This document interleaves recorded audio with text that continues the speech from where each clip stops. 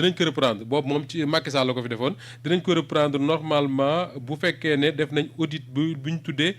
audit du registre national unique. Là le gouvernement xam na ne finalement réew mi ñu jiitee ndóol nañ fi ndóol goo xam ne les bourses de sécurité familiale de Macky Sall loo ci mënti wax it am na ñu daan dimbali quand même. mais bien sûr Moustapha ANSD bi mu doon wax taux bi fi mu tolloon également surtout à l'intérieur du pays ni ñu ko doon soxlaa nga ñëw daggoon ko benn moment ñoom dañu toogoon jàpp seen ngor mais également Moustapha li nga xamante ne moom moo doon destination bi dañ ko dévoyé woon. c'était ça le problème ci li nga xamante ne moo di bourse familiale yi parce que da nga doon gis koo xamante ne wax dëgg neex yàlla may na ko cëralee na ko mi ngi ay cëram mën na liggéey yi te am na as tuut goo xamante ne mi ngi koy am mais dañu jëloon kooku boole ko ci ñi nga xamante ne ñoo di bénéficiaires yu bourse familiale yooyu te kooku bokkul ci koo xamante ne mun nañu wax ne nécessité la loolu moom moo fi amoon moo tax ma ne audit bi ça s'impose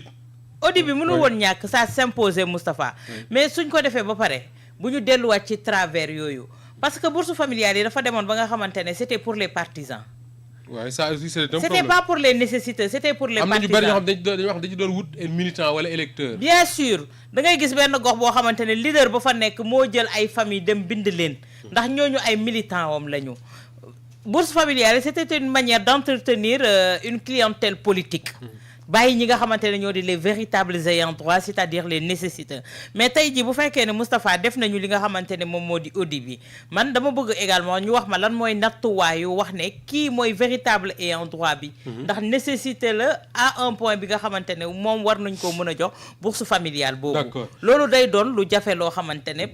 tamit Moustapha si on y prend garde li amoon ci bourse familiale yooyu moom mooy amaat fii rek di nga ñi ko war a jëfandikoo dëggantaan du àgg ci ñoom te nit Moustapha dama ko fi waxoon dama koy waxaat dëgg la dimbal dëgg la mais nit ki balaa nga koy may chaque jour jàngal ko ni ñuy nappee. d'accord li Awa wax Ibrahima en un mot mooy transparence bourse d'accord mais il faut que ça se fasse dans la transparence. mais c'est ça parce que je pense que l'objectif de départ quand même mooy l'esprit de la bourse de sécurité familiale mooy loo xam ne genre redistribution la. waaw xam nga yàlla aussi moo bindee noonu àdduna moo bindee noonu société bi aussi. da am ñoo xam ne dañoo am lu ñu dundee am ñoo xam ne seen loxo jotul seen ginnaaw. donc loolu c'était l'esprit de départ malheureusement nag en cours de route y a eu des déviations. waaw gars yi jàdd yoon wi. waaw mu am ay topp jàdd mboy gi yoon daw yoo xam ne il n'était pas éligible ñu jox leen bon effectivement dans le passé man Semedo. je me rappelle très bien il avait écrit un papier sur ay côté mbaaw yooyu des gars yoo xam ne c'était des fonctionnaires des enseignants et autres là qui étaient bénéficiaires de la bourse de sécurité familiale xam nga ñooñu sax la procureur waroon wóolu ñooñu moom dañ leen war a wóolu pour détournement de deniers publics loo xam ne ci ay nécessité la waroon dem yow nga détourné ko à ton propre profit détournement d'objectif c'est un détournement donc loolu ak fonctionnaire yi ko facilité ñooñu dañ leen war a jàpp maintenant li Awa wax on peut être aussi partisan et nécessiteux waaw su fekkee ne tu es partisan yow nga bokk benn parti te loolu c'est pas interdit par la constitution mais nga nekk nécessité aussi ba waa koñ gi yëpp kii xam nañ ni kii vraiment buñ ko joxee bourse sécurité familiale 30 000 par 2 mois wala 30 000 par 3 mois yelloo na ko aussi donc loolu aussi c'est tant mieux. Le danger mooy le critère bañ a nekk appartenance politique parce que en réalité enseignant yooyu ngay dégg boo ko gëstuwal boo def daa critère mooy fi lañ par c'est la simple appartenance à un parti politique quel que soit ton statut sa loxo jot na sa ginnaaw jotul sa ginnaaw ñu ne non comme tu es partisan du parti au pouvoir rek donc yow tu es éligible au truc mais su fekkee ne tu es membre du parti au pouvoir mais nga nekk koo xam ne vraiment dëggandool wala amuloo ay ressources de subsistance donc loolu boo ko amee c'est man gisuma ci ça ne me pose pas de problème beneen bi aussi donc xam naa dama koy si ñambaale rek mooy les gens du FERA aussi FERA waaw le fonds d'entretien routier autonome donc ñooñu aussi je crois qu'il court derrière de plusieurs mois de salaire donc loolu ñooñu aussi war nañ xoolal seen mbir parce que bi état bi je crois ñoom bu ñuy yegsee bourse sécurité familiale ak ñi nga xam ne dañ doon liggéey FERA ak yooyu yëpp donc dafa mel dañ ko defoon stand-by mais bu fekkee ne c'est pour un audit xam nga audit moom boo ñëwee ci même ci benn rédaction sax bu la ko joxee nga ñëw nga def état des lieux loolu dara nekku ci waaw donc day gën a ñoŋal mbir mi rek bu fekkee ne nag état bi def na audit bourse de sécurité familiale ba gis léegi fu muy teg tànkam parce que y a l'ANSD est là le registre national unique est effectivement là c'est des instruments yoo xam ne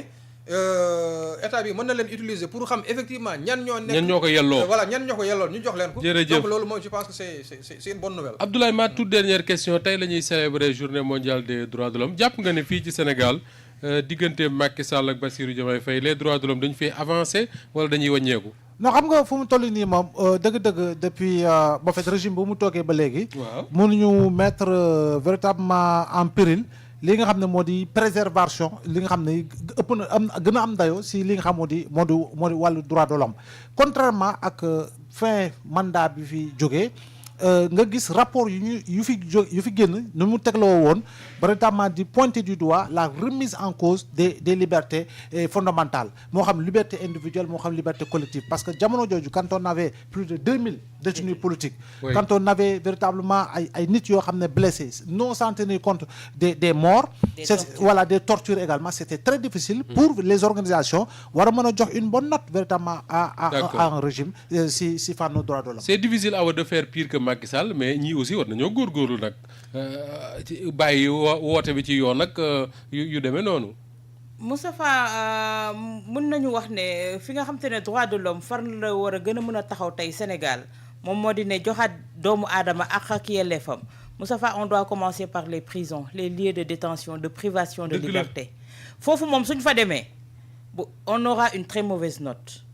moo tax ma ne tey nguur gi li nga xamante ne moo war a gën a doon seen challenge Moustapha parce que ñoom kenn waru leen ko jaarale ndax jaar nañ fa seen ay ñooñ jaar nañ fa décrier les conditions de détention fi ñu war a njëkk a rehausser la note du Sénégal c'est par rapport aux lieux de détention et de lieu de détention awa man gis naa ci suba tribunal loo xam ne buñ ci réfléchiroon xëy na mën na ko wàññi maa ngi koy wax sànq di reetaan mais y a beaucoup de jeunes yu taxaw tey devant le juge ñu àtte leen ci affaire drogue mais après ay 10 jours lañ leen di tëj ay 3 jours affaire yooyu est-ce que